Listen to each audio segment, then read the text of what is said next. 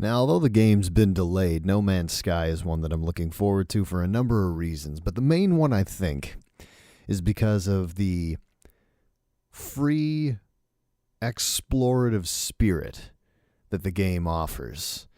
The idea that there really isn't any wrong way to play it, although there is the goal of reaching the center of the universe and whatever surprise they have in store for us there. But also because it reignites my love of just looking up at the stars at night. Something that if you live in the city you don't get to appreciate as often as those who don't, but something I'm always reminded of every time I go camping. You're under this blanket of space and sky, and you look up and there's just this uncountable infinite mass of light. And everybody has their own opinion when they look up and what they take away from looking at that huge, sparkling vastness. For me, it's very humbling. A bit of an ego check if I ever reach a point where I might be getting a bit full of myself. Just a reminder of how small I am and just how much is out there. Whole lot of unknown, whole lot of scary, terrifying blackness, and man, space in general is just, it's hostile. It's hostile as hell. There's so much out there that does not like us. Absence of oxygen, absence of heat, in some cases an absence of light. We can't exist out there without a whole lot of support for all those things. And in a lot of ways, and I may have said this a few times in previous episodes, but very much, I think, a metaphor for life. Not just looking up at the stars, but also that open-ended, free-range, do what you want, there is no wrong answer approach that No Man's Sky has also applies to us and how we live. Because some of us out there are very fortunate. We've reached a point in our lives where we understand exactly what we're here to do. Or at the very least, we found something that checks off enough boxes that we can be satisfied. Then that's enough. But some others, maybe circumstances slotted us into a place that we don't like.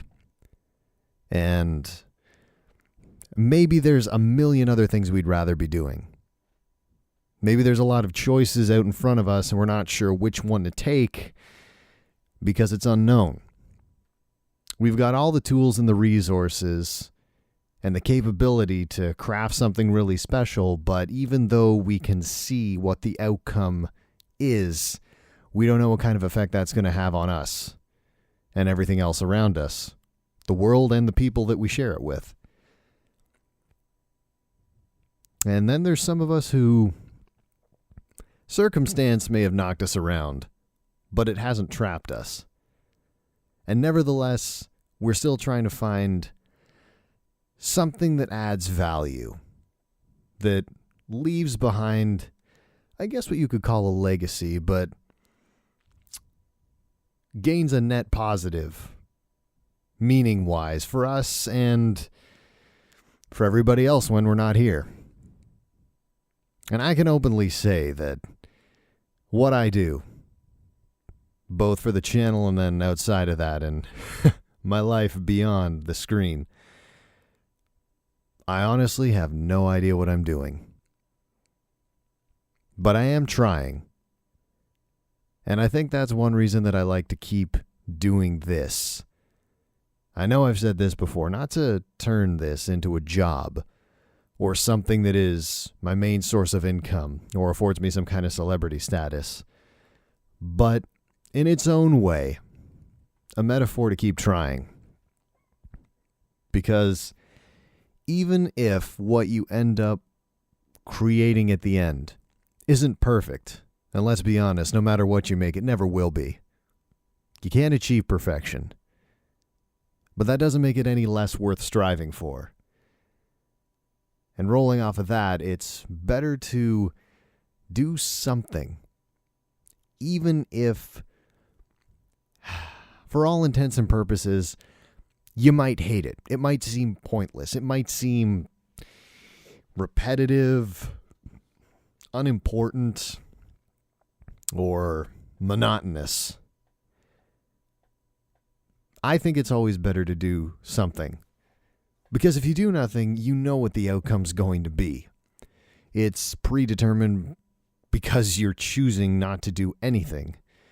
But if you do something, even if that something is a thing you've done a million times, and it seemingly has no value, that could be the one time where doing it makes all the difference. And certainly with this, I don't think there's no value. There's a lot. Personally, anyways. And hopefully for you guys as well. This one got kind of deep, and I apologize if that's not what you were looking for, but reading up on No Man's Sky and what they're trying to achieve with that game, and then, again, comparing it to just how much I enjoy looking up at the stars, especially when you're camping, which I encourage everybody to do. Everybody should take a moment whenever they have a good chunk of free time to just go out into the wilderness and be away from everything else. Maybe even from everyone else if you just want to be by yourself. It's hard to find a quiet place these days, especially these days. Well worth doing. If only just to give yourself a bit of a mental break. Recharge your batteries and focus on yourself. Anyway, hopefully you enjoyed this one. If you guys have any comments you'd like to share, by all means feel free. And share the video too if you guys like it and want other people to listen to it as well. Oh, this is the first time I've actually had a decent amount of trouble ending this with a good tagline. But all the same, thank you very much for listening. Hope you look forward to the next episode. And until next time, my name's Rye. Take care of yourselves.